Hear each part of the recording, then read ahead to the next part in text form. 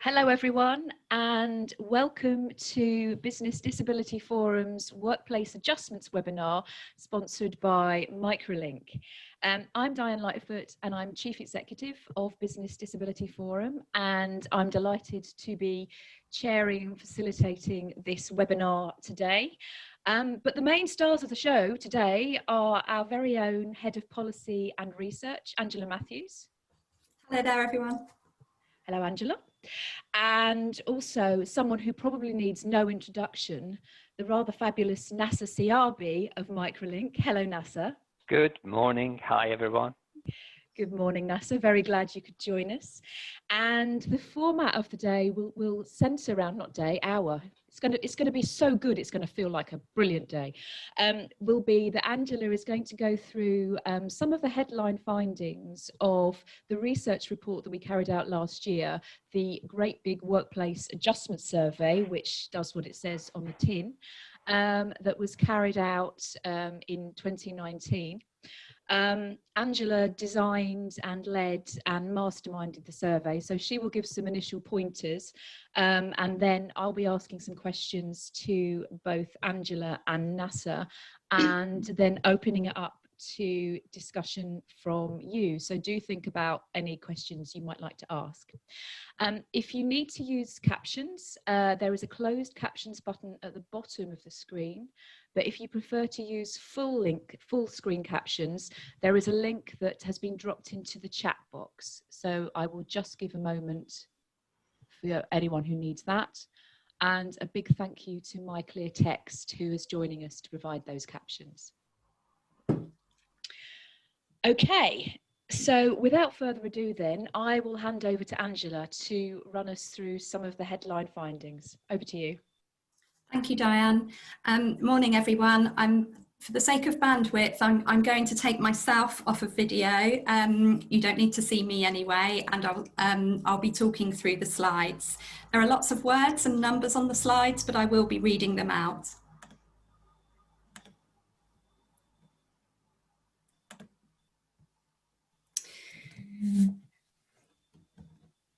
So first of all, a huge thank you to Nasser and to Microlink, because they sponsored this whole idea. And thank you also not just for the sponsorship in itself, but also to Nasser for his advice and running ideas by him, which made this piece of research even better. So the reason we did this was that through our consultancy services, through our advice services, and through our general interactions with our members and our partners and the other organisations we work with, we generally had a picture that various parts of the workplace adjustments process wasn't working, or appeared to be working from the business perspective, but in reality for employees, that it was a very different experience. So we had a lot of this anecdotal evidence that we were confident with, but we didn't have the quantitative, the numbers to prove it. So this piece of research was really about sort of trying to evidence what things were like for employees between 2018 and 2019, which really is sort of, you know, going on almost 10 years after the Equality Act. So overall, as part of this research, we interacted with almost 2,000 individuals. We did a survey, and we also did some qualitative insights as well, where we asked for your stories. So all in all, for the main bit was the survey. So we called this project the Great Big Adjustments, the Great Big Workplace Adjustments Survey. As Diane said, we just wanted a name that says what it does.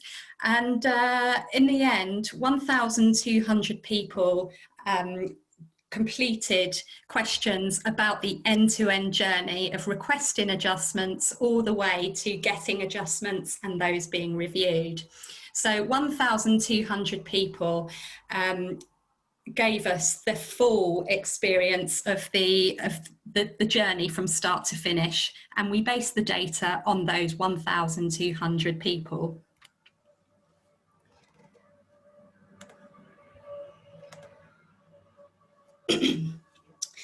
So who are those people? Who is working with adjustments, and who are the people that responded to the survey, and whose journeys and experiences we are actually talking about?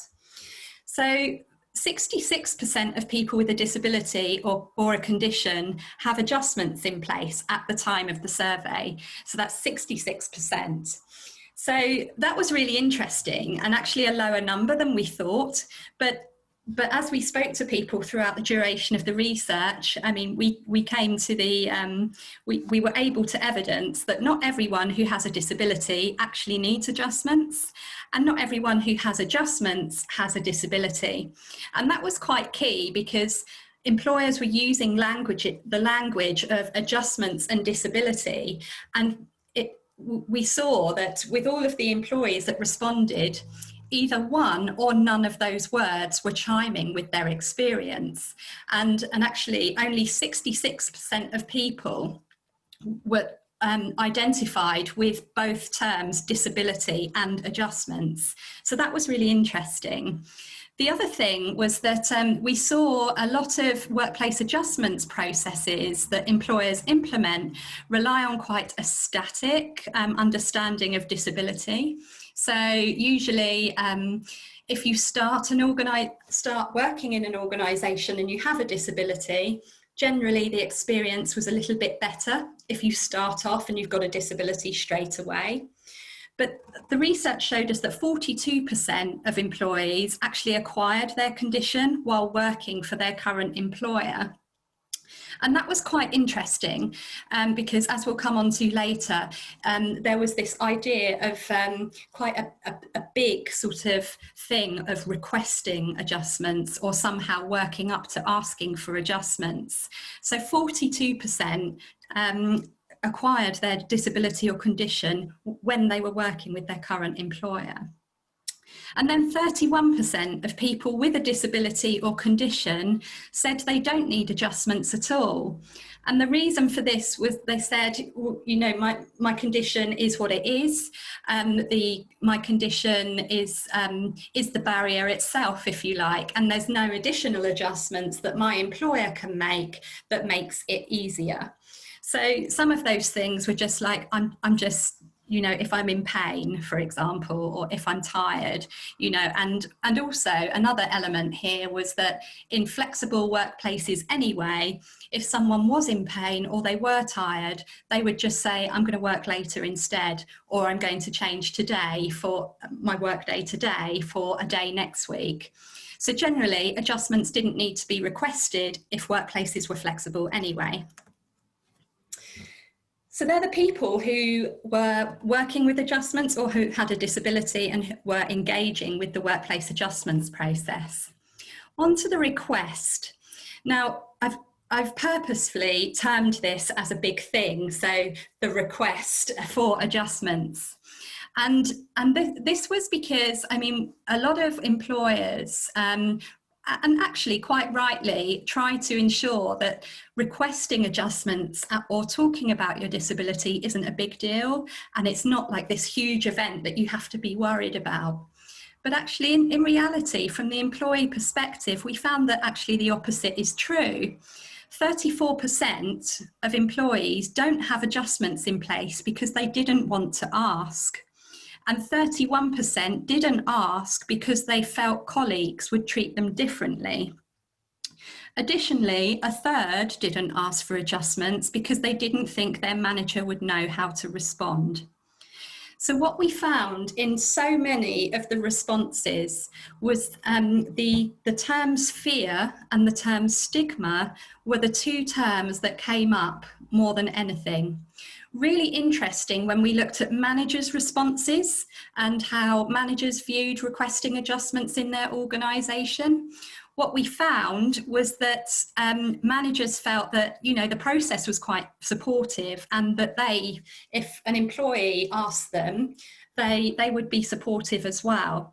But actually, employees think about this a lot. It's not as though they get a disability and they say, right, okay, I need to ask for adjustments, and then they ask. This is actually a big deal. They think of it for a long, long time before they actually make the request. And it's a huge worry, and it's a big thing built up in their mind before they actually ask. Interesting that some of those perceptions might just be perceptions. So the big thing here for employers is how you thwart or disrupt the worry and the perceptions that employees have about asking. So it wasn't necessarily that colleagues would treat an employee differently if they had adjustments. It's not necessarily the case in reality that managers wouldn't know what to do, but these are the things in employees' minds that they are worrying about, which is stopping them asking for adjustments sooner. Sorry. Onto the process itself. So one of the huge things that came up, which won't surprise many of you listening to this webinar today, was the speed of the process. So only 18% are getting their adjustments within 2 weeks of requesting them. 17% are waiting over a year for their adjustments from the time that they ask them or have the conversation with their employer. And I think from memory, it was an additional 7% who wait over 2 years to have their adjustments put in place. The key thing, and the really interesting finding that I actually didn't foresee, is that I think I imagined, because we talk about this a lot, and this is most employers' ideal, that an employee would approach their manager to ask for adjustments. And actually, it wasn't a near even 80% of people who are approaching their manager to ask. People are approaching all sorts of areas of the business. And from here, we see 15% of employees are asking the head of their department. So not HR, not inclusion, and not the workplace adjustments team. They are going to people in authority, not necessarily people who run the workplace adjustments process. So that's really important for employers to ensure that anyone, any manager, any director, either knows the process or at the very least can signpost to the process and how that employee can get support. So what we saw here is the manager is only one and a key player in the process. So when employers are designing workplace adjustments processes and policies, they really need to think about how they equip everyone in a managerial position to know what's going on and how to support employees. And the second finding also here about the process that, again, I didn't foresee, is that for the most part, employees asked for adjustments from someone different who ends up reviewing those adjustments. So that's really important to get the end-to-end process right between the different key players in the process. And actually one of the things Nasser and I talk about quite a lot is that you need the right process. The process itself, the end-to-end process, is the thing that needs to be mapped, not just on paper, but from a very human perspective and mapped across what is actually happening, not just what the business thinks is happening. So what we saw here is, for the most part, an employee is asking either a head of a department or the diversity team for advice on or for adjustments or how to get adjustments. But the person who reviews the adjustments with the employee in an ongoing way is actually someone different to who put the adjustments in place. That's quite important. The review. So in the Equality Act 2010, as many of you know, an employer's duty to make adjustments is an ongoing one. So it's not just a case of putting adjustments in place and then be on your way, employee. It's actually an ongoing one. So for example, if you provide ergonomic or IT or assistive tech kit, part of making adjustments is ensuring that that continues to work. It continues to remove barriers and it continues to work. That ongoing bit is really important, because if you provide adjustments and you're not checking that those adjustments are still working, you could potentially be failing in your duty to make adjustments legally. Also, really importantly, employees said if they have a bad experience of the adjustments process, for example, they get adjustments and then no one checks in with them afterwards, or the adjustments don't work, it's really interesting that employees said generally they lose faith or trust in the whole inclusion agenda in their organisation.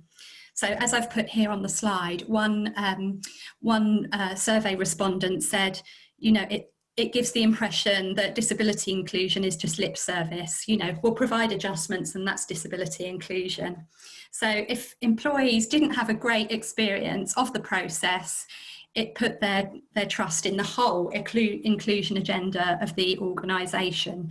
And really interestingly, not just the disability aspect of inclusion, but inclusion as a whole. That was really interesting.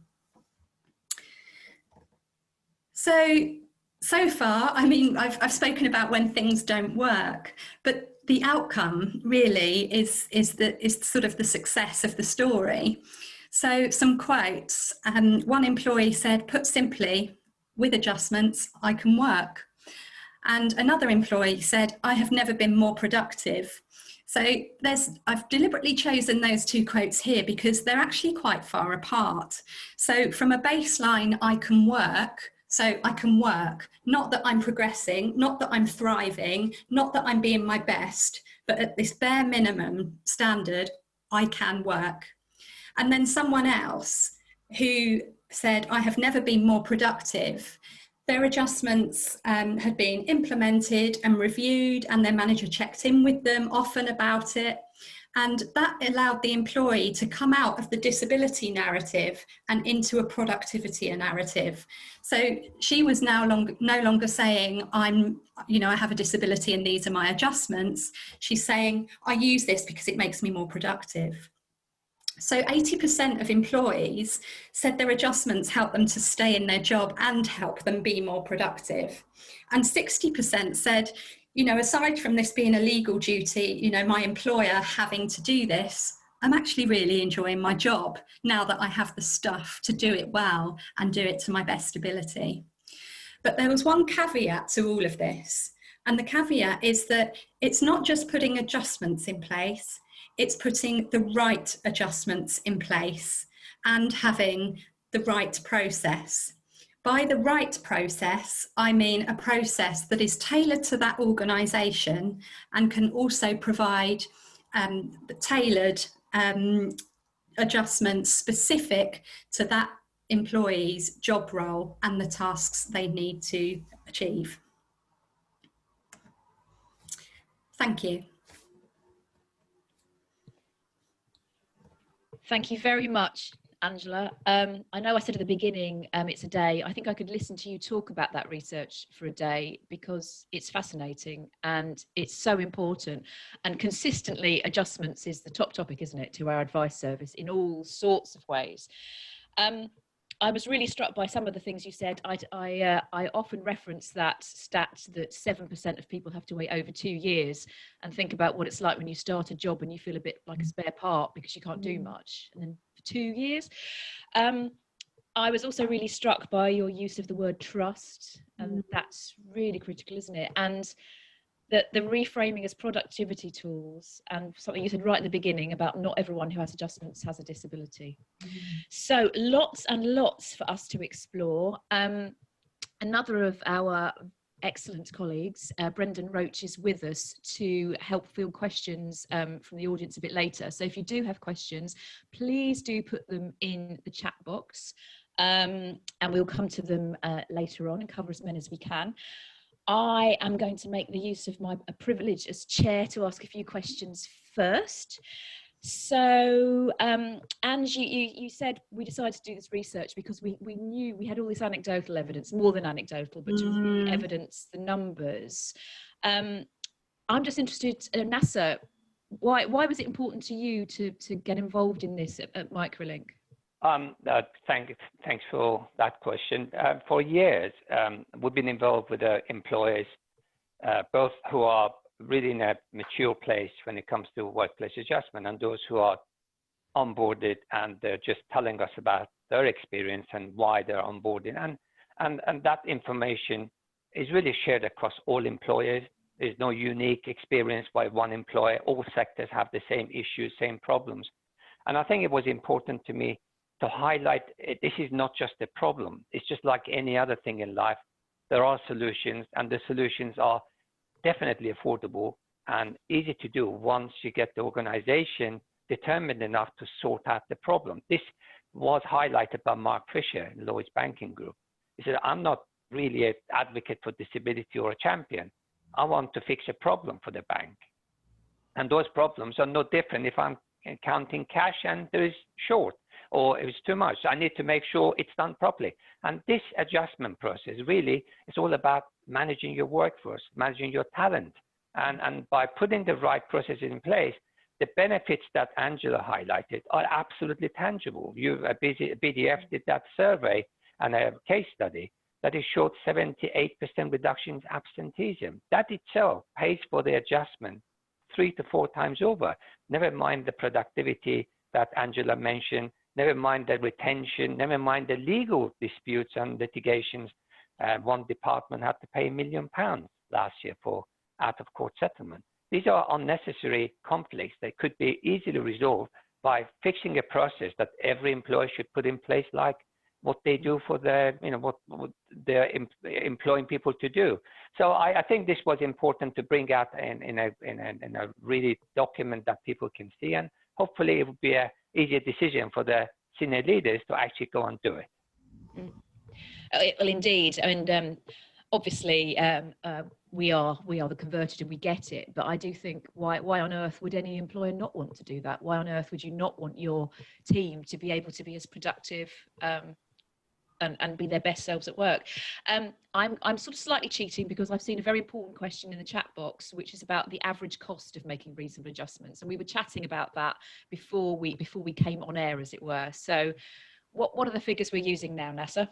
Right. Actually, this is a very good one, because if you go by the data from Access to Work, the average cost seems to be around £3,500–4,000. That was the typical what Lloyds Bank started with 10 years ago. £4,000 took about 3 to 6 months plus. We were given a target of we needed to be below £1,000 and it'd be done less than 4 weeks. I'm glad to say 3 years later, because when I say 3 years later, there is a lot of internal processes and internal barriers you need to remove before you get a good mature process. That dropped to around £650 average cost within less than 3 weeks. However, that 650 included things like case management, included like assessment, included like equipment. So if you want to break down the cost in 3 different components, is there, in terms of adjustment itself, you're talking about £200–300, if that. Some of them, as Angela says, people can actually use what's built nowadays in your operating system. Windows 10, Office 365 has loads of technology you can use if you're dyslexic. You don't need to really buy a specialist. But if you were to really average it, I think you're talking about £300 to £400 max. The rest is about making sure the process works. That end-to-end management is absolutely critical. Having just the recommendation what you need is important. Having the equipment is even more important, but making it work is absolutely priority. If you don't make it work, then you get lots of stuff given to you and it gets unused, and that's a waste of your time and the money and opportunity. But I would say the components of adjustment could be done anything from about £10 for like a special mouse or a keyboard, all the way up to several £1,000s if you have a deaf interpreter for your work. But I would say the average is no more than £200–300. The biggest cost is musculoskeletal. We've come across a huge problem with MSK issues. Again, there are lots of solutions where you could prevent the problem, having a bit more smarter, proactive approach of keeping people healthier. So we are moving towards making sure people manage their health better rather than having to deal with the problem afterwards. Thank you, Nasser. And of course, the most frequently requested workplace adjustment, let's say before 6 months ago was home working, and that doesn't cost anything. I suspect we may come back to that and how we're working now a little bit later. But I wanted to come back to Angela, and you said that you engaged with about 2,000 individuals, which is absolutely phenomenal. Can you give us like a flavour of who they were and who responded? Yes, so we were keen that we wanted sort of a really balanced cohort responding to this, and we also wanted to hear from different levels of the organisation as well. So the respondents are made up of employees, and as we saw, some who identify as being disabled or having a disability, and some who don't but still use adjustments. We also targeted managers as well, so anyone who manages people, so that might be project managers and it might be line managers. We also targeted diversity, talent management and disability teams, and we spoke to senior managers as well for their views as well. Very comprehensive. So clearly loads and loads of really rich data and some really interesting findings. You said that one of the things that surprised you was who employees were asking when it came to adjustments. And you said that they ask all sorts of people. Why? Did you get a sense of why that might be? Yeah, I mean, it was interesting. I mean, a couple of reasons. First of all, it was about not knowing who to ask and just asking the person that's in your sort of your everyday vision. So if you're working in your own team, then you'd ask the head of your team. There was also something that came through about authority. So people felt if they asked someone really senior, it would happen.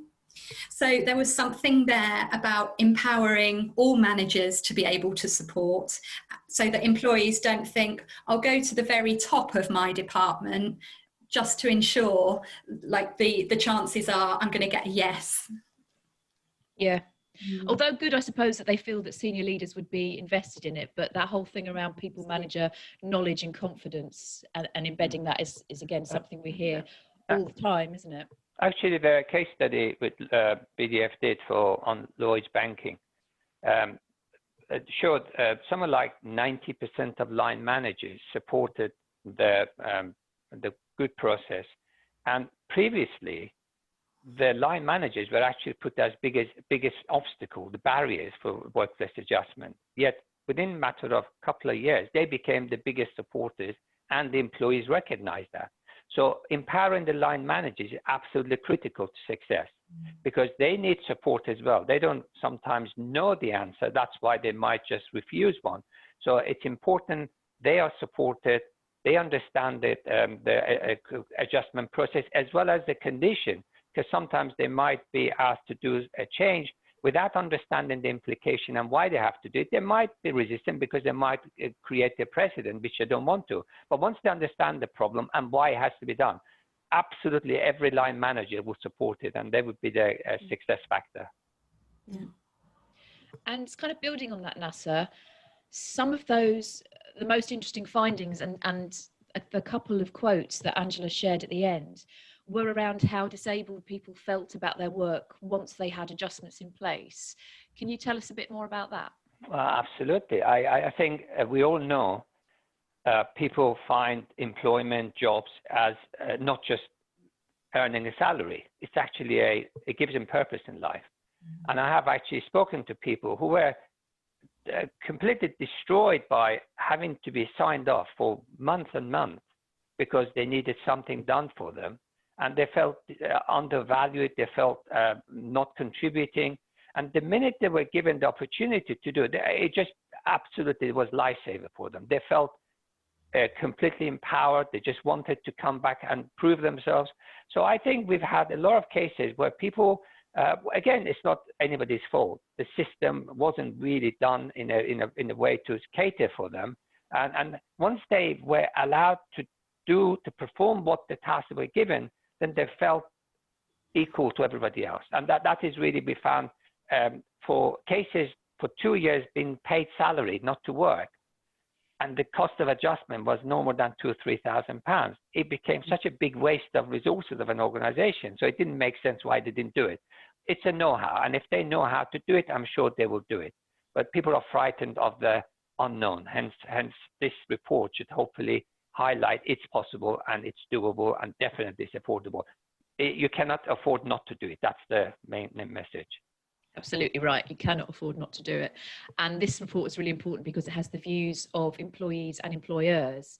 And I did get asked at the beginning why we'd sort of gone for both, and also sort of reflected that if we're getting it right, disabled people should be employers as well as employees. So it's a very mixed picture.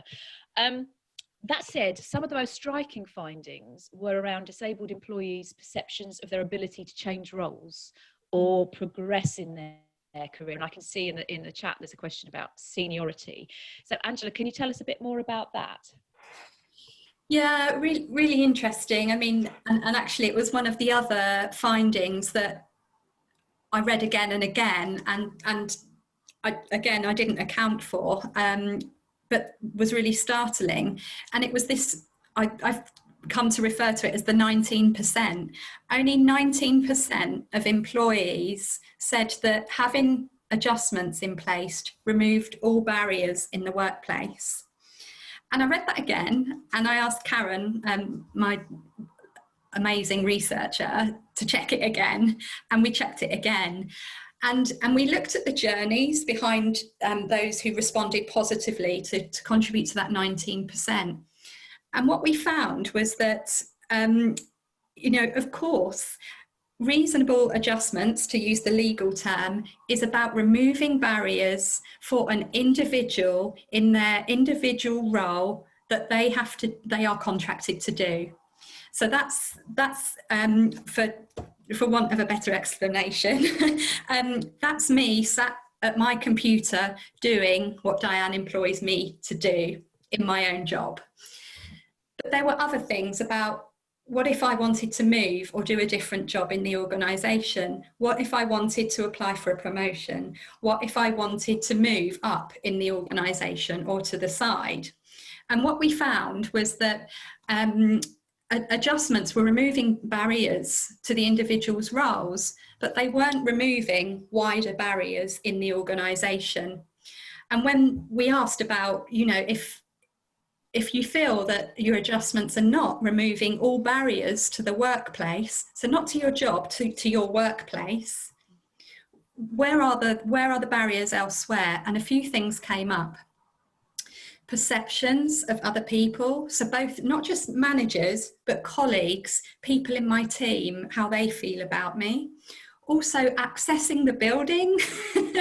And I think some employees said they had adjustments made to the building, from the front door to their desk. But actually, if they had a meeting in a different area, that hadn't been assessed and that hadn't been adjusted. If there were renovations, that assessment wasn't done again. So, or if going to the canteen or the restaurant, going to the coffee area, going to meetings on other sites. Lots of employees spoke about how when they started in their organisation, they had one site, but as organisations have relocated, have restructured, have shrunk and operated differently, meetings are not just about different places in your building, they're about travelling to a different site. They're sometimes about, increasingly now, using remote technology to have a video conference. And they were also about the language that the organisation spoke. So really interestingly, employees spoke about a huge barrier that they felt that they needed to break through but had no power to, was change the language that was spoken about in the organisation. So disabled, reasonable adjustments, support. Really interesting about some perceptions of the term support instead of thriving or more productive. And this idea that if I have a condition, I need to be supported. And I think it was different to the difficulty or the sort of resistance seemed to be the support narrative at an organisation level, where, for example, guidance for disabled people or policies about people with disabilities in the organisation would be people who need support. So it wasn't, or supporting disabled people, something like that. So employees didn't have a problem with their asking their, or talking about support in the sort of line manager relationship, but it was more the generic narrative of disabled employees being sort of matched with this support or needing support narrative, or difference, or adjustments for disabled people. So there were some language barriers which they felt was creating a culture of I'm special or I'm different, I'm the different one. It's not that we're all different. No, that makes complete sense. It actually implies a kind of a inferiority connotation, that you have a deficit, so we're going to give you something to help you. Whereas in our kind of work, we say people have the talent, they have the ability, and they have the determination to do well. They just don't have the right tools. So it's not the language of disability. We have to use it in order to define a problem needs to be fixed. It doesn't actually apply to most people. I have several conditions that tick the boxes of disability. But would I ever say I'm disabled? No, because I'm doing a great job as far as I'm concerned. I have everything I need. So I don't need to tell the world, if I can't see, well, I'm wearing special contact lenses. Well, that's irrelevant. I'm doing the job I need to do, full stop. So I do believe that language is really becomes a barrier. And we've seen that in higher education.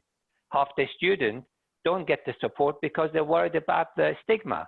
So it's the way you remove it. Say, you are good at what you do, you just don't have the right tools. Here's the tools, and just get on and prove yourself. Hopefully that will actually, again, make it easier for the employers to have an honest conversation with their employees and say, what is it we need to do to make you become the best version of yourself? And that's the conversation. Absolutely. And you are doing a great job, Nasser, definitely. Oh, you're so kind. I know, but it's also true. What you're saying, Ange, around, I mean, it made me think about inclusive design being so important, and you will still need to make individual adjustments, but if you can design out the barriers for the many, then that is really, really important. And that's about physical space and also processes, isn't it? The language piece, I expect we'll come on to more, and also the role models piece. So I wanted to bring in a question from the chat, actually. So from Carl, was there any information from the survey that suggests why senior managers appear less likely to share information about their disability than others? And what recommendations do you have about increasing the number of senior managers that share information? I mean, on that one, I often speculate that it's because if you're senior and you need to work differently, and you need to work from home, and you need to order some kit, you can just do it. You don't have to do a process. But what did the survey say? Yeah, it was interesting because it comes back to this thing of perceptions that people had about what they could do and be in the organisation. It was interesting that employees were generally looking around and making decisions based on what they see and what they feel about what they see, rather than asking what is actually the case. So I've been speaking to organisations over the last year about career development and how senior levels of an organisation perceive their own disability or condition. So what we found was a couple of things. I mean, first of all, as you said, at a senior level, some people said, I'm the person who signs off adjustments, so I sort of sign off my own stuff. And I think there seemed to be sometimes, and I say sometimes because it really does depend on the sector sometimes. Some senior managers were saying, well, if I need something, my PA will order that. I'll ask them, you know, but other senior managers were saying, actually, my seniority is no, you know, has no impact on what I can or can't get. It's got to go through the procurement process anyway. I think it was generally this thing about authority keeps coming out. So if a senior manager requested something for someone or for themselves, it was generally seen to have more weight. Which goes back to what Nasser and I was saying about empowering, all managers to support and give the right tailored interventions. What was also interesting is that we saw employees looked to senior managers, and not just senior managers, but managers and people in positions at a higher level than them to assess what they could do. So, for example, so many employees said, I wouldn't be able to be promoted because travelling is going to wear me out. I see my manager or my senior manager, my head of department, doing this, and I couldn't do that because that would wear me out. Or they have so little time and so many demands that I'd need help doing that.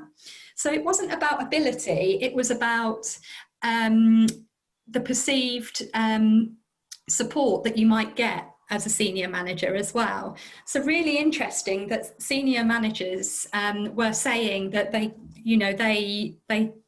work in ways that they would like to, and they generally have stuff for the most part that they need. Assistive tech is sometimes a different issue. But when employees look at senior managers, they see, wow, I wouldn't be able to do their job. I wouldn't get adjustments. If I was promoted. So there's an issue in that if senior managers aren't sort of saying, I have adjustments, I've asked for them and I've got them, employees, forgive the term, but beneath them are seeing, my senior manager never talks about adjustments. They haven't got adjustments. So while senior managers are sort of sorting stuff out themselves, employees are seeing silence. And that's quite interesting. I think to come back to the question, forgive me, I think you said his name is Carl. Carl's question, I think the issue is for employers to think about as part of their inclusion work, why do you want people to talk about their disability? Is that actually what you want? Or do you want senior people to talk about getting support and getting adjustments? Because I think they're two very different things. And employers also, some employees said, that I don't want to be in a position where I have to talk about my disability. So with some employers, you've got this agenda to get more senior managers talking about their disability. And then you've got people sort of thinking, God, I don't want to do that. I just want to be in a job and move up into something I love doing. I don't want to be the disability person. So I think, again, it's mixed perceptions. And as I said before, it's sometimes they are perceptions that people are sort of making judgments without sort of finding out. So I know a lot of employers are doing mentoring and reverse mentoring, where sort of a senior manager and a non-manager, they talk to each other and sort of share journeys, and we've seen that for the most part they have been really successful programs and have helped sort of break the silence in between those levels.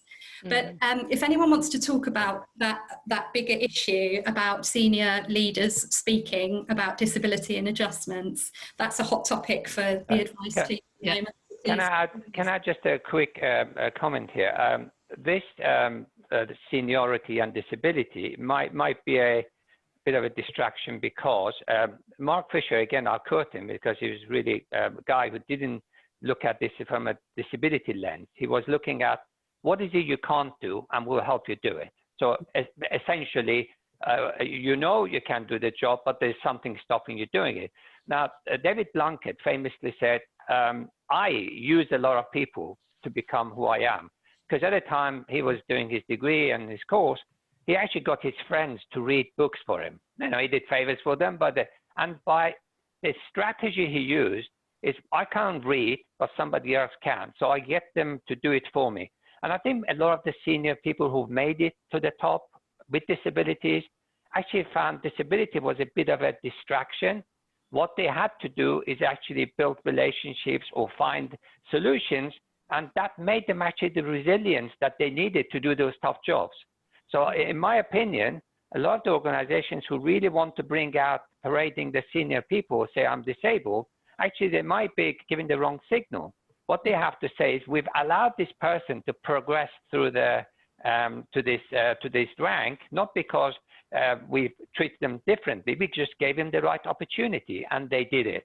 And I think the FCO has got the best champion for disability, and he used to be a weapons inspector, but he's visually impaired. And I mean, just imagine going and looking at some site in Middle East, they're looking for WNDs and be blind. And people say, well, of course he can't see anything, but he's the best there is. So this kind of a person knows how to find the right strategy. And I think employees will do the same. If they really are determined, they just should ask for what they can't do to be remedied, and they can do the rest. Ben Merrick, his name is. Ben, yeah, I didn't want to bring names, just I had to ask his. He's fantastic. And he's brilliant, man. He's a brilliant man. Chairing the Civil Service Disability Expert group now, driving that forward. I'm going to ask for a quick answer to this one, which is really unfair because it's a huge question, but I'm mindful of time. So, of course, this survey was carried out before COVID. And we're all working arguably with adjustments now in very different ways. What do you think the results might look like if we did the survey now, and what have we learned about adjustments post-COVID? First. That's for me? Okay. Oh, cool, good. We have a large number of clients, large employers. We've seen a huge drop in referrals. Now, it's not because policy has changed per se, but that drop in referrals doesn't really tally up with what we know the experience of people working from home is. A lot of people from day one, they started complaining about the musculoskeletal issues, and they requested the furniture to be transferred to their home worker, those who had one. So if these referrals are not coming through, I believe there might be some issues with communication or what people think they should be doing. Maybe it's the temporary factor that they don't know whether it's going to be for long term. But I certainly think the issues don't go away, actually become worse. They need to be tackled. And I think the employers should now really look very carefully and assess whether those people are supported enough working from home, especially when it comes to ergonomics, because I know that people will be working on an ironing board and stoves in the kitchen in order to do their job. It's not the safest and the long-term benefit of their health and well-being. So that's something that should be looked at.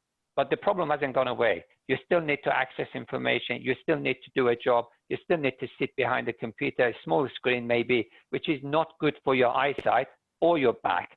So I think they need to look at the full provision for them. Otherwise, they will have damaged employees longer term. Yes. I think from me, we, as you said, Diane, you're quite right. I mean, when we did this research, we didn't foresee COVID. So we've since done a follow-up piece of research with our members on the provision of adjustments during COVID. And really interesting, we also had some other people write to my team who were not members to discuss their current situation. And what we found was that, as we've already heard this morning, one of the most valued adjustments for those with sort of desk-based roles is working from home. And we had to do that almost overnight with very short notice.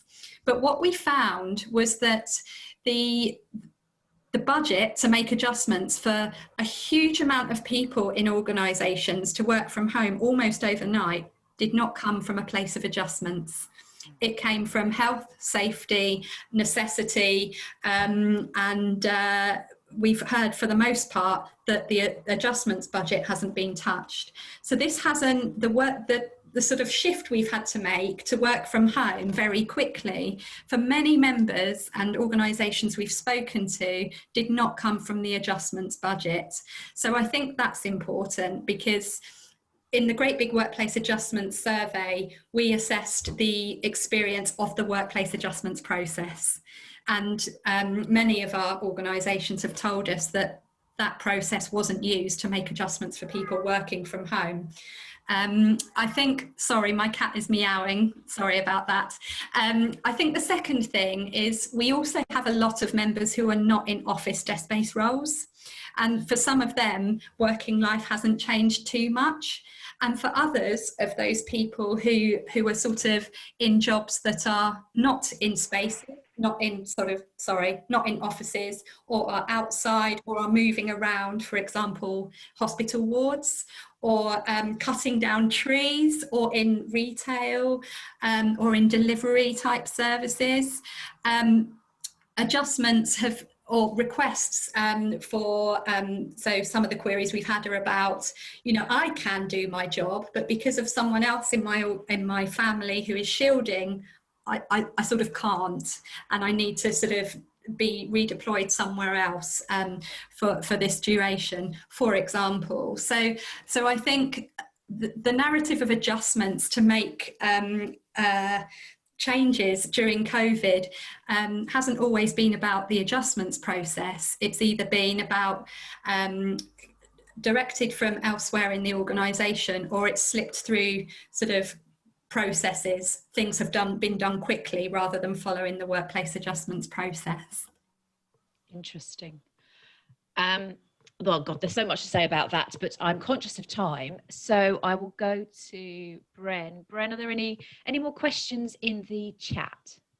Hi, Diane. Thanks, Ange. Nasser, super interesting. I am not the only person who enjoyed that and found it interesting, clearly, because we have lots of questions. So we're unlikely to get through to all of them on this call, but let's commit to getting you answers to your questions as a follow-up. So I'm going to pick a few and jump around. So Michael Vermeesh, good to see you, Michael. Hope all is well. He had a question about this came up, Ange, as you were talking about people that had responded that had no need for adjustment, so they hadn't requested. So Michael, I think, is asking here, like, do we know whether that is because they actually work in a very inclusive and empowered, so where there is actually no need to make specific requests for adjustments?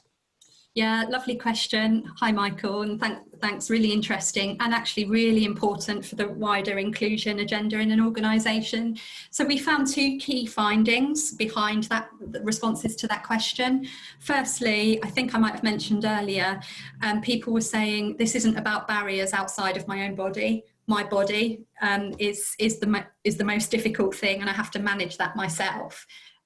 And many people spoke about, you know, the main change or thing I have to build into my day to manage my condition is medication. So sometimes it's just about the condition. The second thing is exactly what Michael's saying, and it sort of touches on what Nasser was saying when he was talking about the average cost of an adjustment. We found that a lot of our members actually have embedded common adjustments so for example, common assistive technology interventions on every single IT device across their organisation. That has massively decreased the amount of requests for IT related adjustments in organisations. It also means that people haven't had to say, I need adjustments. So Michael's quite right. The level of people saying, I don't need adjustments, or not mentioning a disability is largely down to how you manage productivity inclusion across the whole organisation. Now, for organisations measuring the level or the percentage of disabled people in their organisation, the flip side is it's going to bring your disclosure responses down, because people won't need to say I have a disability. Mm-hmm. So there is and that's not wrong. It just means that if you've got a disability disclosure target to meet in your organisation, and at the same time you're trying to include productivity interventions across all of your organisation, you've got competing priorities and objectives. Actually, that's always the case. There are two types of organizations where disclosure is very low. Those who are really inclusive and those who are not. Yeah, The latter one says, what's the point of telling them? And the first one is because we have everything we need. But what's so more important, the disability numbers does not equate to adjustment, because sometimes you have a disability but doesn't relate to the job you do. So you don't need to actually worry about it. Yeah. Yeah. Thank you both. Yeah. Okay. It's time for one more. Okay, I'm going to go to Chris Fawcett then, who wonders whether the panel has experienced any issues with organizational cyber security policies conflicting with the provision of adjustments, so screen readers, translation services, etc. And then just an additional kind of question for me on that, whether that has increased or become more of an issue with the move to remote working. If I might just say, as a technology company, we haven't had many working with so many clients. They get resolved with, there is no issue.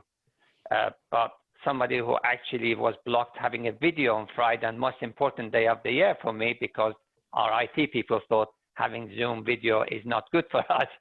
That shows sometimes that is misinformation within the IT departments. So there isn't any reason why they shouldn't be able to use assistive technology in their IT. And there is nothing about cybersecurity that is impacted by the assistive technology.